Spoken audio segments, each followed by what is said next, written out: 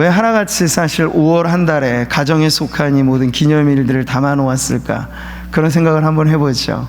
어린이날, 어버이날, 스승의 날, 부부의 날, 성년의 날, 가족과 관계가 되어진 이 모든 기념일들이 5월에 집중되어 있습니다. 그만큼 이 집중해서 이 달만큼이라도 좀 깨어서 가정의 소중함을 기억하자 하는 그런 의미이겠는데요. 또 그러나 우리가 달리 생각해 보아야 될 것은 부활절이 한때 지나는 절기만이 아니라 매 주일이 부활의 생명이 고동치는 그런 주일이라고 우리가 믿는 것처럼 가정의 달 5월을 기점으로 하되 12달 그리고 1년 365일 내내 우리 성도들의 가정이 그렇게 축복의 터전이 되기를 바라면서 우리가 이 5월을 보냈으면 좋겠습니다.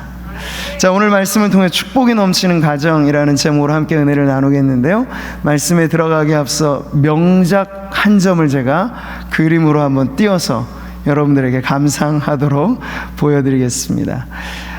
이 작품의 이름은 안 나오나요? 예, 나오죠. 반 고흐의 유명한 작품 첫걸음이라는 작품이에요. 한번 여러분 화면을 보시면서 한번 천천히 살펴보세요. 이게 고흐하면 그만의 어떤 색감이라고 하는 게 이 그림에도 이 만년의 작품이기 때문에 잘 담겨져 있습니다. 근데 이 작품이 만들어진 시점은 고흐가 우울증을 앓아 정신병원에 사실 입원해 있는 상태에서 만든 작품이에요. 상당히 역설적이죠. 그 평생에 외롭고 힘들고 고된 나날, 찌들고 가난한 인생을 살았던 화가입니다. 지금에야 고흐 작품이 몇십억, 몇백억 가치가 되지만 당시에는 그림 한 점 팔아서 먹고 살기도 급급했던 그 화가의 삶이었어요. 고흐하면 아주 유명한 것이 동생 테오라고 불리는 그 동생하고 서로 이 편지를 살아생전에 600통이나 넘게 엄청나게 서로 주고받으면서 어느 친구 못지않게 우정을 나눴던 형제지가 동생이 있습니다. 그런데 그 동생이 아이를 놓았어요. 그 아이를 놓았다는 소식을 듣고 이 그림을 그린 겁니다. 그리고 동생은 형을 너무 사랑하고 존경했는데 자기 자식의 이름도 형의 이름과 똑같이 빈센트라고 이름을 지을 정도로 아주 각별한 사이였죠. 여러분, 저 그림은 사실 이 고흐의 창작품이기보다 고흐가 아주 존경했던 선배 미술가, 화가 밀레의 그림을 따라서 그린 모작입니다. 이 생애 말년에 그가 존경했던 화가의 그림을 본따서, 그리고 사랑하는 동생이 아기를 놓은 시점에 이 첫걸음이라고 하는 작품을 그린 거예요. 자, 저 작품에 나와 있는 가족을 보십시오. 그냥 허름한 농가에 농사 짓는 그런 가족입니다. 여자아이가 태어나 이제 아장아장 걸음마를 배우는 시점인 걸 알 수 있죠. 일하던 일손을 잠시 놓쳐놓고 옆에는 삽도 있고 도구도 있고 아주 소박한 작은 텃밭 같은, 지금으로 보면 그 밭을 일구는 그 부부가 어린 아기를 바라보면서 일하던 일손을 내려놓고 기뻐하면서 엄마는 아기를 잡아주고 아빠는 아기에게 손을 내미는, 여러분 이 장면, 만약 오늘날의 가정에 대한 기준을 가지고 여러분 이 작품을 감상한다면 현대인들이 얼마나 여기서 행복한 가정의 이미지를 떠올릴 수 있을까 모르겠습니다. 아마 오늘날의 현대인들이라면 환경이 저래서는 안 될 겁니다. 아주 높다랗고 좋은 아파트에 고급스러운 인테리어가 되어 있는 가정에서 최첨단 모든 것을 갖추고 있는 상태에서 만약 아기의 그림을 그린다면 오히려 현대인들에게는 그게 더 행복한 가정의 이미지가 아닐까 싶어요. 별로 가진 것 없어 보이고 소박 그 이상의 그저 평범한 가정의 모습 안에서, 그러나 실상 이 화가 고흐는요, 이 세상 가장 행복한 가정의 모습을 그려주고 있습니다. 자, 오늘 저는 이 그림을 보면서 우리가 성경의 말씀을 통해서 살펴보게 되는 가정, 과연 기준을 무엇으로 두어야 하겠는가를 생각해 보는 거죠. 행복이라고 하는 것도 결국 믿음의 문제입니다. 근데 많은 사람들이 행복을 어떻게 믿고 있습니까? 돈이 많아야, 그리고 행복을 어떻게 믿고 있습니까? 자식들이 출세하거나 뭐 여러 가지 세상의 어떤 조건들이 채워져야 행복할 것이라 믿고 있는 거죠. 그래서 그 믿음 따라 삽니다, 세상 사람들도. 그래서 악착같이 일을 해서 돈을 벌고, 그리고 재테크를 하고 가정의 살림을 늘리고 소유를 늘리고 하면서 그 행복이라고 하는 파랑새를 잡으려고 애를 쓰는 거죠. 근데 정말 그곳에 행복이 있는가? 세상 사람들이 믿고 있는 것처럼 가정의 행복이란 과연 그런 조건의 충족으로 채워지는가? 아니면 이 허름한 듯 보이는 농부의 이 모습 속에도 작가가 그려내고 싶어하는 진정한 행복이란 부부와 그 사랑의 결정으로 놓은 자식 하나, 다른 건 별로 없어도 그 가정이라고 하는 충족한 조건 그 자체가 하나님 앞에 우리가 다른 어떤 기준이 아닌 행복의 가장 중요한 기준은 주 안에서 남자와 여자가 함께 만나 부부의 연을 이루고 사랑하는 부부의 관계 속에 사랑하는 자녀를 믿음 안에 놓아 기르는 그 가정이라고 하는 것 자체가 우리에게 행복이냐? 우리는 이 두 가지, 이 세상의 기준과 오늘 성경이 우리들에게 보여주는 기준 사이에서 어떤 것이 옳고 또 우리가 붙잡아야 될 가정 행복의 기준인가 하는 것을 말씀을 통해 살펴보겠습니다. 자, 오늘 우리가 읽은 신명기는요, 이제 약속의 땅을 앞에 두고 모세는 그 땅에 못 들어갈 입장입니다. 여호수아, 갈렙, 그리고 출애굽 2세대 자녀들이 사실은 들어갈 땅입니다. 근데 모세의 마지막 사명은 약속의 땅을 눈앞에 둔 자녀 세대에게, 출애굽 2세대들에게 광야에서 실패했던 1세대들, 그들의 전처를 밟지 말고 들어갈 약속의 땅에서 축복을 누려라 하는 의미에서 모세의 마지막 설교이기도 하고 율법의 말씀을 재강론하는 그러한 말씀이 신명기에 담겨져 있는 말씀입니다. 이는 곧 너희의 하나님 여호와께서 너희에게 가르치라고 명하신 명령과 규례와 법더라. 그러니까 모세가 설교적인 그러한 의미에서 이것을 다시 풀어낸 명령과 규례와 법도, 이것이 지금 신명기의 핵심 내용이죠. 자, 하나님의 명령과 규례와 법도 이 출애굽한 이스라엘 백성들에게는 하나님의 백성답게 살아가는 기준이라고 할 수 있겠습니다. 레위기에 나와 있는 이 말씀 같이 한번 읽어보죠. 너희는 너희가 거주하던 애굽 땅의 풍속을 따르지 말며 내가 너희를 인도할 가나안 땅의 풍속도 그 규례도 행하지 말고 너희는 내 법도를 따르며 내 규례를 지켜 그대로 행하라. 나는 너희의 하나님 여호와이니라. 우리 오전 예배 때도 하나님 나라에 관해서 함께 살펴보는, 하나님 나라도 이 세상 나라는 저마다의 법이 있죠. 우리도 지금 헌법과 민법, 상법 뭐 많은 것들이 이 법에 의해서 통치되어지는 그런 나라입니다. 근데 하나님의 나라도 흡사해요. 하나님의 나라는 하나님의 말씀이 우리들에게 규례와 명령과 법도가 되는 나라. 그래서 출애굽한 이스라엘 백성이 시내산에 이르러 율법의 강령을 받게 되었을 때 그것은 그 순서가 매우 중요합니다. 하나님의 능력으로 장자의 죽음까지 10가지 재앙을 통해서 세상과 구별된 하나님의 백성임을 입증해 주시고 홍해물을 갈라서 나온 이후에야 시내산 율법을 그들에게 주셨다는 의미는요, 율법주의를 의미하는 것이 아닙니다. 율법주의는 뭔가요?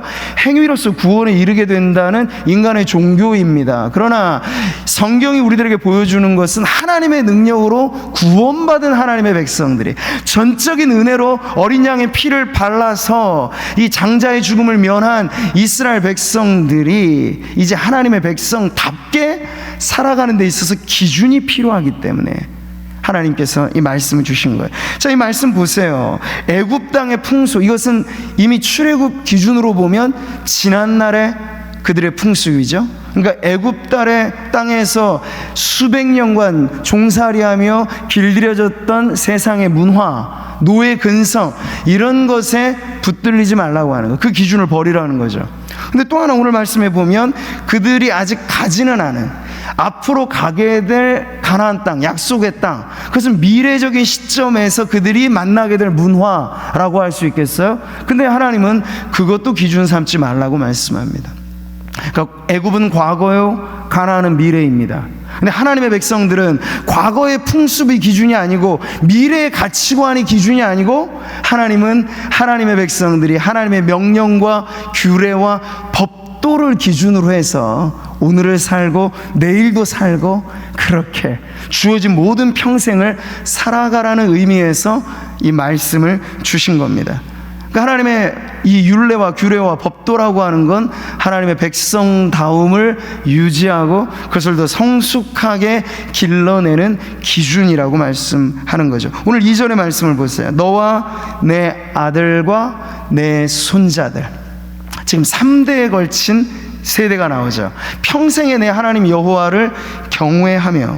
자, 이처럼 하나님을 경외하는, 믿음으로 인도하는 그 말씀을 하나님께서는 모세를 통해서 이제 가나안 입성을 앞에 둔 다음 세대에게 지금 강조하고 있는 거예요. 근데 이것은 하나의 족쇄가 아닙니다. 축복의 약속이죠. 이스라엘아, 듣고 삼가 그것을 행하라. 근데 그것을 행하면 어떻게 하나님 하시겠다고요? 같이 한번 읽어보죠. 그리하면 내가 복을 받고 내 조상들의 하나님 여호와께서 내게 허락하심 같이 젖과 꿀이 흐르는 땅에서 내가 크게 번성하리라. 복을 받고 번성하리라. 어떻게 하면요? 하나님을 경외하게 하는 법도와 규례와 명령, 이것 하나님의 말씀이 기준된 삶을 살아갈 때 하나님 우리에게 약속하신 거예요. 복을 받고 번성하게 하리라 하는 것을요. 자, 우리가 연초에 시편 1편을 보면서 한 개인의 성도에게 있어서 참으로 복 있는 인생을 우리가 살펴봤잖아요. 복 있는 인생은 어떤 인생이었습니까? 여호와의 율법을 즐거워하여 그의 율법을 주야로 묵상하는 그 사람이 복 있는 인생, 복 받은 인생, 복 받을 인생이라고 말씀을 하셨는데, 이걸 우리가 조금 더 확대하면 복 있는 가정은 어떤 가정일까요? 복 있는 축복이 흘러넘치는 가정은 어떤 가정일까요? 마찬가지입니다. 하나님의 명령과 규례와 법도가 가훈이 되고 지침이 되고 부모 세대나 자녀 세대 아니면 3대에 이르는 자자손손에 걸쳐서 기준이 된 가정이 바로 복 있는 가정인 줄 믿습니다. 자, 만약 세상 사람들이 믿는 것처럼 돈이면 행복해진다라는 가치관을 우리가 따라서 산다면 성경에 가장 중요한 이 말씀들은 다 삭제해버려야 되죠. 왜? 하나님은 그렇게 말씀하신 적이 없거든요. 하나님 이렇게 말씀하셨습니다. 이스라엘아, 내 하나님 여호와께서 내게 요구하시는 것이 무엇이냐? 읽습니다. 곧 내 하나님 여호와를 경외하여 그의 모든 도를 행하고 그를 사랑하며 마음을 다하고 뜻을 다하여 내 하나님 여호와를 섬기고 내가 오늘 내 행복을 위하여 내게 명하는 여호와의 명령과 규례를 지킬 것이 아니냐. 믿음의 문제라 그랬지. 행복은, 네, 하나님께서 이 행복을 위하여 우리에게 주신 것은 세상이 그렇게 우상처럼 떠받드는 만몬의 신이라고도 말하는 그런 돈과 명예와 권력, 이런 것과는 다른 하나님의 말씀이 기준된 삶을 살아갈 때 하나님께서는 그것이 우리에게 행복을 준다 하는 것을 말씀하고 있습니다. 그러니까 우리가 이 기준대로 사실은 추구해야 되는 거죠. 행복 추구는 누구나 합니다. 가정도 우리는 행복한 가정을 추구합니다. 근데 하나님께서 정해주신 이 룰, 기준에 따라서 행복을 추구하면 행복한 가정을 이루기 위해서 우리가 여러 가지 많은 것에 기웃하는 것이 아니라 우리를 행복하기 위하여 주신 하나님의 말씀을 자나 깨나 부모나 자녀 모두가 함께 공유하고 나누고 가르치고 하는 것이 진정 가정의 행복을 추구하는 가장 빠른 길, 가장 좋은 길 되는 줄 믿습니다. 근데 보세요. 오늘날의 사람들은 머뭇머뭇거립니다. 이 열왕기상에 나온 이 엘리야 선지자가 답답한 마음에 그 백성에게 도전하는 거죠. 너희가 어느 때까지 둘 사이에서 머뭇하려느냐? 하나님도 섬기고 바알도 섬기는, 세상도 좋고 하나님도 좋고. 이게 참 아리송송한 믿음인 거죠. 긴가민가한 거죠. 하나님 아예 없다고 말하거나 하나님을 아예 불신하는 이방인은 아니에요. 그런데 하나님을 믿고 따르지만 또 한편에선 자신의 실제적인 이익을 위해서 바알의 신 아세라는 다 농경 문화라든지 풍요를 상징하는 신화, 세상이 만들어낸 우상이잖아요. 근데 그것도 믿음의 백성인 이스라엘이 버리지 않는 거예요. 농사할 땐 바알을 찾는 거예요. 재테크할 땐 아세라를 찾는 거예요. 다산의 복을, 자녀의 복을 원할 땐 아세라 앞에 절하는 거예요. 이게 이스라엘 백성의 행태였습니다. 근데 엘리야는 도전하는 거죠. 가랑이 찢어지니까, 이러면 하나님과 바알 사이 양다리 걸치면 안 되는 것이니까 어느 한편에 머물라고 도전하는 것입니다.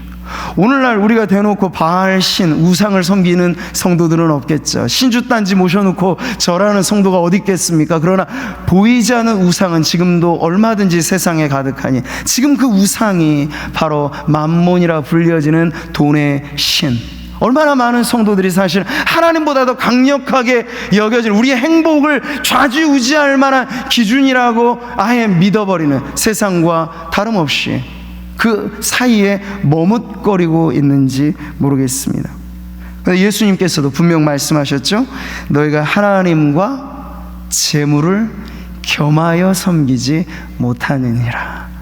재물, 돈, 우리가 말하는 이러한 소유, 이것은 섬김의 대상이 아니면 섬김의 대상이 되는 즉시로 우상이 되는 거예요. 우상이 되면 그것이 우리가 하나님, 돈을 사랑함이 일만하게 뿌리가 된다는 것, 돈 자체가 부정하기 때문이 아니라 돈을 추구하는, 하나님만큼이나 돈을 행복의 조건으로 믿어버리는 그 마음에서, 그 부패한 마음에서 악의 뿌리가 된다고 말씀하는 것이죠. 사랑하는 성도 여러분, 오늘날 대부분의 가정의 비극은 어디서 발생합니까? 우리가 보았던 그 소박한 농가의 그림처럼 우리가 몇십 년 전으로 거슬러 올라가면 이 지역, 우리 구미 상무동만 하더라도요, 다 논밭, 그렇죠? 그러니까 오히려 그 그림이 우리에게 더 익숙합니다. 근데 지금은 다 도시화 물결이 일어나서 곳곳이 다 상업화되고 도시화되고 디지털화되고 현대화되고 하다 보니 이 급변하는 이 세상의 변화 때문에 우리가 정신을 못 차리면서 고유하고 본질적인, 진정 우리에게 행복을 가져다주는 조건이 전이되고 바뀌어져 버리는 지금 혼란기에 접어들게 된 거예요. 가정의 비극은 사실 인격적인 관계가 아니라 물질이 우상이 되고, 이런 모든 이 물질적인 가치가 최우선이 되어져 버릇할 때부터 문제가 되어진 거죠. 없이 살아도 동기 간에 우애가 있었고, 부모 자식 간에 효와 사랑이 넘쳐났던 시절과 우리가 비교하면 지금은 넘쳐나서 문제이지 사실은 절대적인 빈곤에 우리가 허덕이지는 않습니다. 그러나 사랑과 소망과 믿음이라고 하는 보이지 않는 가치, 진정 성도들의 가정을 행복하게 만들어주는 바로 그것이 우리에게 점점 더 빠져감으로써 우리가 행복보다는 불행이, 세상의 어느 불신 가정만이 아니라 성도들의 가정 안에도 이런 불행의 비극이 일어나게 되는 것은, 그 문제가 바로 거기에 있다는 것을 알게 되는 것이죠. 자, 그렇기 때문에 하나님께서는 이 비극적인 가정의 불행을 예방하는 차원에서, 치유하는 차원에서 변하지 않은 가치로서 하나님의 말씀이 기준되어야 한다 하는 걸 지금 거듭 강조하시는 거예요. 자, 4절과 5절은 이 신명기에 있어서 뿐만 아니라 구약 성경의 핵심 구절 중에 하나인 쉐마라고 불리는 구절이죠. 같이 한번 읽어보겠습니다. 이스라엘아 들으라, 우리 하나님 여호와는 오직 유일한 여호와이시니 너는 마음을 다하고 뜻을 다하고 힘을 다하여 내 하나님 여호와를 사랑하라. 쉐마 이스라엘, 들으라 이스라엘. 그래서 이 쉐마라는 게 유대인들의 가정교육, 자녀교육의 대헌장처럼 여겨지는 아주 중요한 이 구절입니다. 근데 자식들에게만이 아니라 부모, 자식 모두에게 있어서 새겨들어야 될 말씀으로 하나님께서 주신 거죠. 가정 행복에 관하여 주님은 우리들에게 핵심 구절을, 약속의 말씀을 주신 겁니다. 하나님을 사랑하라. 그리하면 너희 가정이 복을 받고 번성하고 그리고 행복하게 되리라고 말씀을 하시는 거예요. 근데 이 사랑은요, 전인적인 사랑을 요구하는 거죠. 마음을 다하고 뜻을 다하고 힘을 다하고, 마음을 다하고 정신을 다하고 힘을 다하고, 또 다른 데서 목숨을 다해서까지 우리 전인의 사랑을 하나님께서 말씀하세요. 오늘날 예수님을 찾아와서 율법 중에 가장 큰 계명을 묻는 율법학자가 등장합니다. 선생님, 율법 중에서 어느 계명이 가장 큽니까? 라고 물어볼 때 예수님께서 답하셨던 것도 바로 쉐마 이스라엘, 이 구절이에요. 하나님을 사랑하라. 그것이 제1계명이라고 말씀하셨어요. 그리고 나서 10계명도 1에서 4계명, 5에서 10계명 구분되어지죠. 하나님과의 관계에서의 계명이고 가족 간의, 그리고 대인 관계 사이의 계명입니다. 근데 여기 순서가 엄연히 존재해요. 하나님에 대한 사랑이 기준되지 않은 상태에서 이웃사랑 혹은 가정사랑, 지금 세상이 하는 사랑이 다 그런 사랑 아닙니까? 세상의 법이든지 세상의 문화든지 다 어디에 기초하고 있습니까? 가장 이상적인 사랑이라고 하는 것에 기초를 합니다만, 하나님을 믿지 않는 세상이 최고로 여기는 사랑은 그저 인류애적인 사랑 이상 이하도 아닌 거예요. 근데 하나님을 사랑하지 않는 인간 사랑은 결국 그 극단의 자리에서 어떻게 갑니까? 이기적인 사랑으로 변질되죠.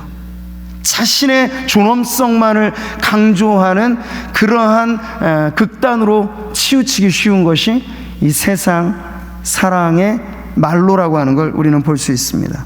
그러니까 신적인 사랑, 아가페의 사랑, 하나님의 우리를 향한 내리사랑 뿐만 아니라 우리가 하나님을 향하여 바라보는 이 믿음의 사랑, 이것이 전제가 되지 않은 상태에서 부부가 아무리 금술이 좋고 부모 자식 간의 사랑을 한다 하더라도 이게 인간의 죄성이 그렇게 쉬운 문제가 아니에요. 아담과 하와 사이에 뗄 수 없는 갈빗대를 취하여 만들어 놓으신 뼈 중에 뼈, 살 중에 살의 관계도 죄가 들어오니까 등 돌리게 되잖아요. 등 돌리면 남이 되는 거잖아요. 부부의 관계가 세상에 얼마나 많습니까? 세 쌍의 커플 중에 두 쌍이 이혼하고, 그렇게 하는 것이 이제 세상 문화에도 아무런 문제시 여겨지지 않습니다. 그러다 못해 이제는 비혼주의라는 게 아주 상식적으로 젊은이들에게는 통용되어지는 가치관이 돼요. 결혼 안 하고 살겠다, 결혼해도 자식 안 낳고 살겠다, 그걸 경제 문제로 돌립니다만, 우리보다 더 없이 살았던 우리 부모의 세대들은 그보다 더 힘든 세대에도 자식을 놓아 길렀어요. 이것이 하나님께서 우리에게 주시는 분깃이라 축복이라 믿고 말이죠.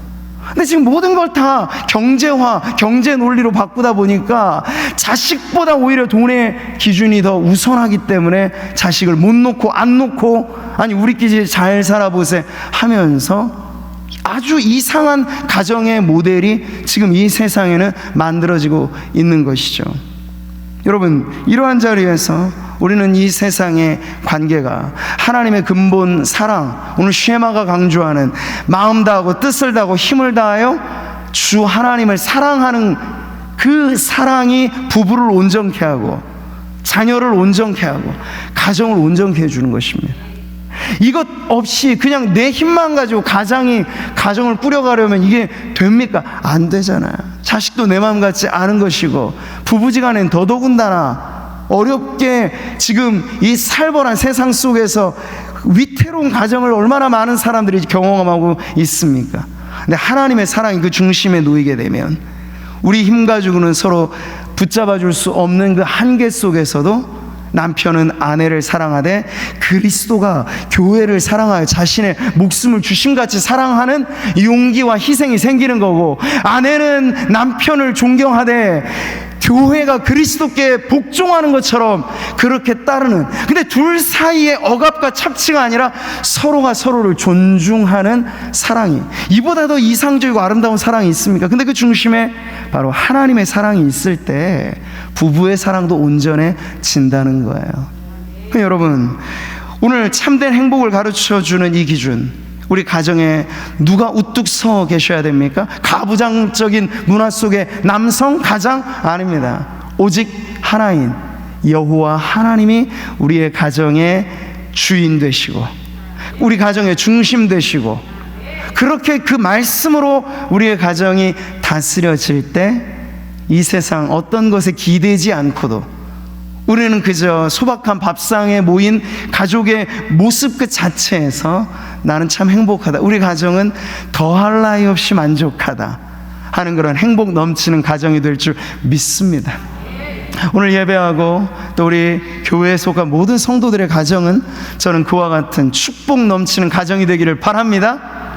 돈으로 사지 않아도 돼요. 그러니 너무나 쉬운 곳에 있어요. 우리가 주 안에, 주님이 우리 안에, 우리의 가정 안에 주님의 말씀이 다림줄처럼 정확하게 기준되어 내려지기만 한다면 우리는 가장 빨리, 그리고 가장 풍성히, 가장 오래 이 행복을 누리게 될 줄 믿습니다. 오늘 신명기의 말씀은요, 부모 세대와 자녀 세대의 이 관계를 하나님의 말씀을 사이에 두고 또 여호와 하나님 한 분을 향한 믿음과 사랑을 중심에 두고 엮어주고 있습니다. 오늘 내가 내게 명하는 이 말씀을 마음에 새기고, 여러분, 이 말씀 1차적으로 누구에게 주신 말씀이에요? 부모 세대에게 주신 말씀이에요. 그러니까 쉐마 이스라엘 하면 자녀들에게만 가르치라고 주신 말씀이 절대 아니고, 먼저는 우리 부모 세대의 마음판에 새겨 놓아야 될 게 마음을 다하고 뜻을 다하고 힘을 다하여 주 너희 하나님을 사랑하라, 바로 이 말씀이라는 거죠. 여러분, 부모 세대 신앙을 담보로 자녀들의 신앙은 커가게 마련입니다. 근데 이전까지만 해도 사실은 가정이 교육의 중심이었고 가정이 신앙의 중심, 모든 것들이 가정을 중심으로 되어 있었습니다. 그런데 어떻습니까? 지금까지도 유대인의 이 어떤 엘리트적인 세상적인 기준에서 그들을 관찰했을 때 남다른 교육과는 그 가정이 중심이 되어 자녀들에게 일찍부터 이 율법의 말씀을 기준으로 아이들을 키워낸다라고 하는 것이 이 쉐마 교육, 지금도 각광받는 교육의 아주 중요한 내용이기도 합니다. 자, 이렇듯 아버지의 신앙이 자식에게 전수되어지는 걸 우리는 일컬어 신앙의 세대 전승이라고 말을 하죠.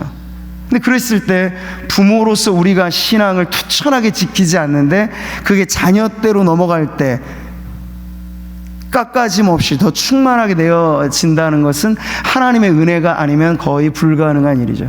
점점 더 물은 아래로 내려갈수록 혼탁해지게 마련입니다.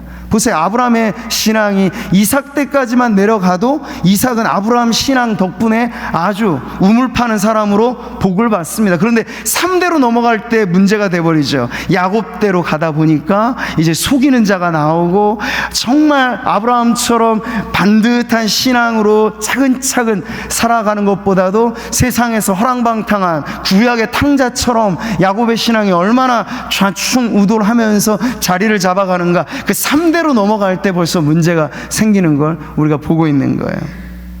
근데 부모와 자식 간에는 1대와 2대 사이에는 아직 아주 분명한 끈이 있어서 아브라함의 신앙의 절정이 모리아산 그 아들을 바치는 것이었던 것, 그때 아들인 이삭도 하나님에 대한 그 믿음이, 아버지의 믿음이 얼마나 투철했던 걸 몸소 경험했잖아요. 아, 나를 번제로 바치라는 게 하나님의 말씀이면, 이게 세상 윤리이건 어떤 것으로 납득이 안 되는 문제겠지만 하나님의 말씀이므로 믿음의 그 시험을 아버지가 용감하게 자기 자신보다 더 사랑하는 게 나인 줄 아는데도 이삭이 볼 때 아버지는 자기보다 더 귀한 보물덩어리 나조차도 하나님이 달라고 하시면 기꺼이 주는 분이구나, 신앙이란 이런 것을 그 제단 위에서 배운 거예요.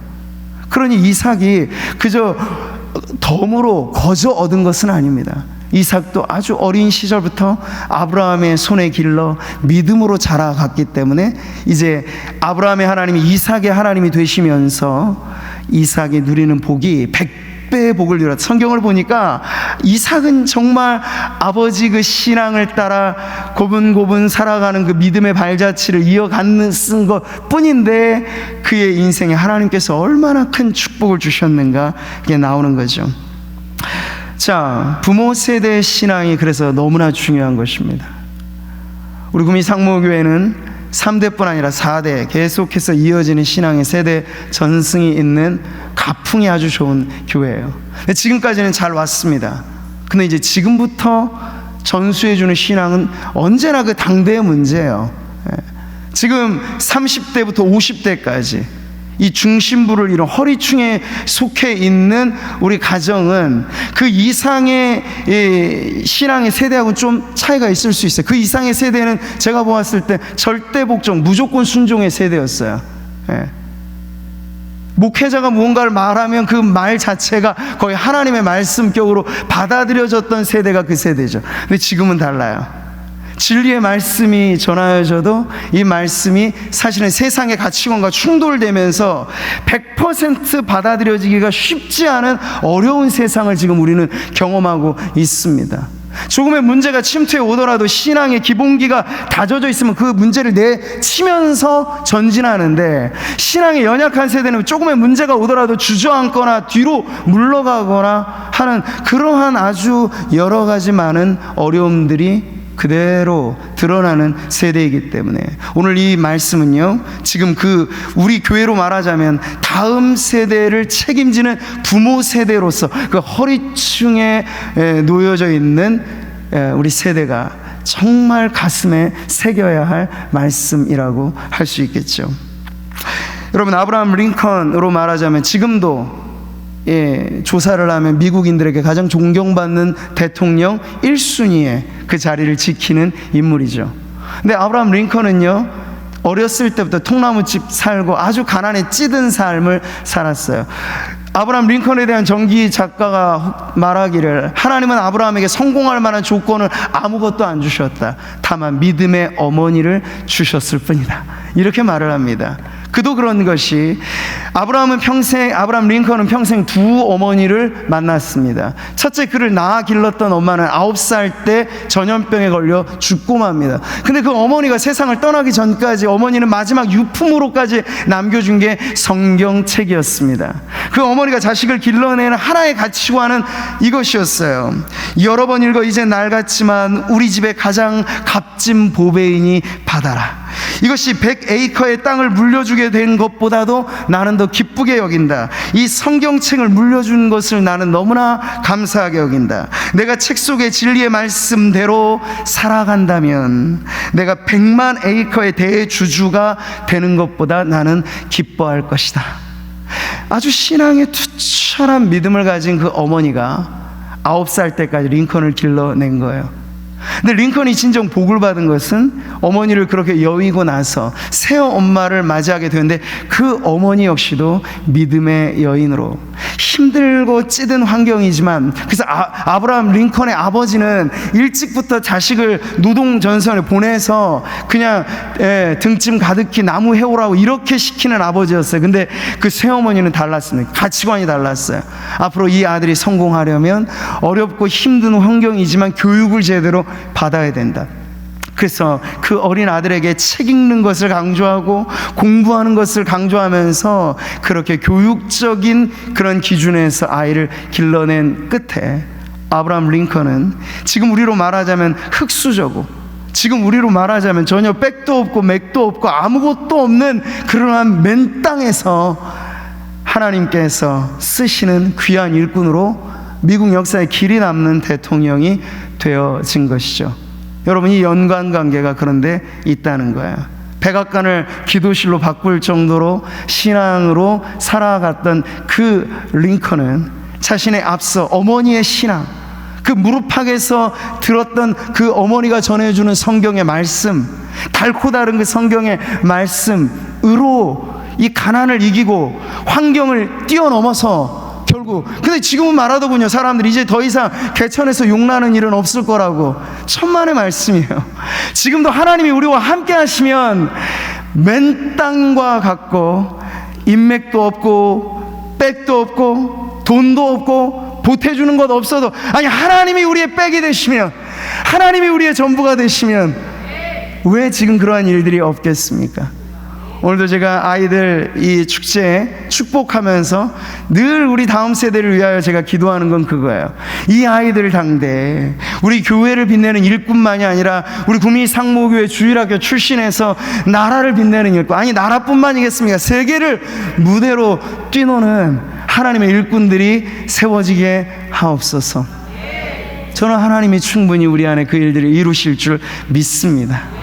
가정이든 또 다른 가족으로서 교회이든 오늘 하나님의 말씀이 우리 가운데 새겨지고 부모 세대의 신앙이 굴곡 없이 자녀 세대에게 전수되어질 때 하나님은 이 행복, 이 기적 같은 역사를 우리 가정 안에 그리고 우리 교회 안에 이루어 주실 줄 믿습니다.